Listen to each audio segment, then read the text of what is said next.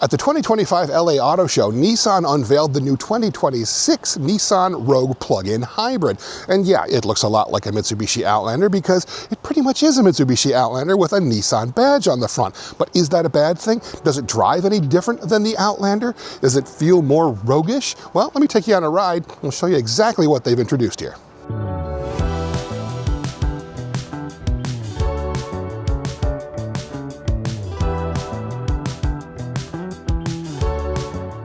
So I feel like this new Nissan Rogue needs a little bit of explanation, because it looks like a Mitsubishi Outlander because it kind of is a Mitsubishi Outlander.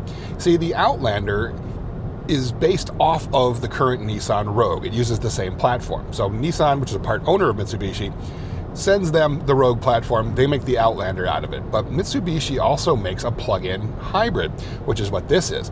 So there's an Outlander plug-in hybrid, and Nissan saw that and said, you know what, we really would like to have that back. We need a hybrid for the Nissan Rogue, and there one is, pretty much ready-made. So what they did is they just basically took the Outlander and slapped on some Nissan badges, made the chrome grille black, and now you have a Nissan Rogue plug-in hybrid. In terms of how different it is from the Mitsubishi, well, the answer is it's not. The interior looks just like the Outlander. It uses a lot of common parts between the Rogue and the Outlander, so things like this display screen, some of the gauges, the steering wheel, the buttons, these are all very familiar Nissan and Mitsubishi common parts. So in terms of the stuff that you touch and the stuff that you look at, yeah, a lot of it is very common between Nissan and Mitsubishi, and that's not a bad thing because it is all very high quality. It feels good, it's quiet inside, it's well built, the material quality is excellent.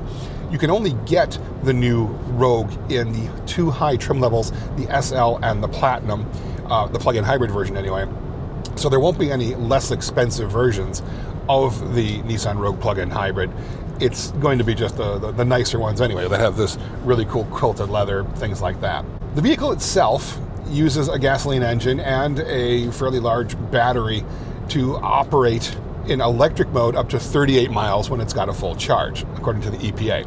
Whole thing makes 248 horsepower and 332 pounds-feet of torque, but it doesn't really feel like that much torque because even when you put your foot down, the thing is fairly slow to react. It's not really built for speed or performance. It's really more about being built for efficiency and really good commuting duty. Being a plug-in hybrid, that's what a lot of owners like when they have that kind of a commuter thing. If you live 20 miles from your place of work, if you still go to an office, you can charge the thing up at night. It takes about 7.5 hours on a 240-volt circuit, and drive 20 miles to work, drive roughly 20 miles home, and you can do the entire thing on electric operation only, which is great. You can fill the vehicle up only a couple times a year if that's really what you're using your vehicle for. But if you do want to go beyond that 38 miles of electric range with a full charge and a full tank of gas, the thing can go up to 420 miles before you need to refill the tank of gas. There are a couple of different drive modes as well. Being a plug-in hybrid, you have some options. This is kind of neat about this one. Not all plug-in hybrids do this, but there is an EV mode, which is what we're in now, which allows for very quiet operation. Frankly, the only noise in here is now really coming from wind noise from the top of the A-pillars and the sunroof. It's also got some roof rails on it that I think are also adding to the noise, but there's not much road noise. There's no engine noise because the engine's not running. You can put it in charge mode, which, if you've depleted your battery, will run the gas engine in order to recharge the battery as you're driving or as you're idling. You can also put it in hold mode, and that will hold the battery charge where it's at, running the engine whenever needed in order to keep the battery at that state of charge. And that's kind of useful if you have a commute that's longer than, say, the 38 miles that it's rated for the range. Plug-in hybrids like this are most efficient when you're operating them around town. So when you're driving on the highway, they're really not the most efficient. So the best idea might be is fully charge the thing, give it a full tank of gas.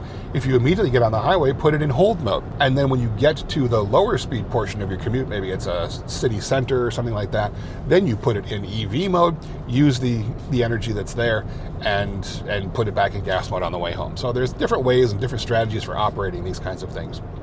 In terms of driving this thing, it's just as nice as the Mitsubishi version, which I must admit is really quite good. It's comfortable. There's plenty of room in here.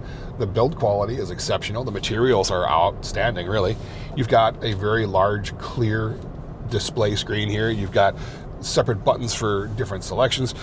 Your climate control is not in the touchscreen. Climate control is separate. So you've got a rack of buttons down here and knobs for automatic climate control as well.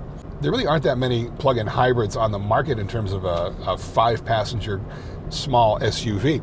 But the other interesting thing about this is that it's not 5 passengers, it's a 7-passenger SUV. There is a very small third row in the back of this vehicle. Mitsubishi kept that feature for the Outlander. Nissan kind of got rid of it for the Rogue, given that they had other vehicles in the lineup that would serve that purpose, like the Pathfinder, that if you really want a 3-row vehicle, well, the Pathfinder is a better option than a Rogue in terms of size. But Mitsubishi, given that this is more of a global vehicle for them and is very popular in Europe, still kept that very small third row in the back. Now, getting on the highway in EV mode, foot to the floor, it really doesn't move that fast because the electric motor is not that powerful. We are accelerating, but we're not happy about it. Eventually, once that battery is depleted, it says we have 3 miles of range left, it will automatically switch on the gas engine. Or you can put it in automatic mode, easy button here. So now we're in automatic mode and it'll run the engine as it needs to, which happens if you put your foot down, then it powers up the engine, give you a little bit of extra grunt.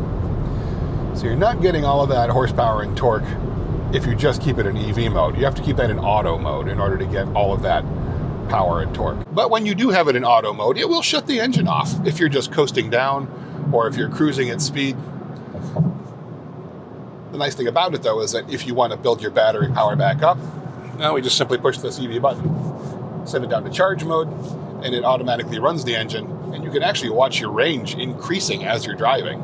So overall, what Nissan's done here is take a ready-made package in terms of the Outlander plug-in hybrid, slap a couple badges on it, call it a Rogue, and call it good. Now, if you'd like your own 2026 Nissan Rogue Plug-in Hybrid, well, you might want to get to your Nissan dealer rather quickly because they've told us that this thing might not actually be sticking around too long. The next generation Nissan Rogue is just around the corner and we're probably going to see it sometime in 2026, and it's going to have a full hybrid system as well, which might mean that this thing is only a 1 or 2 model year bridge vehicle, but at least it put a hybrid in the Rogue lineup. Now, if you'd like to see pricing or anything more about the new 26 Rogue Plug-in Hybrid, you're going to have to visit Cars.com/news.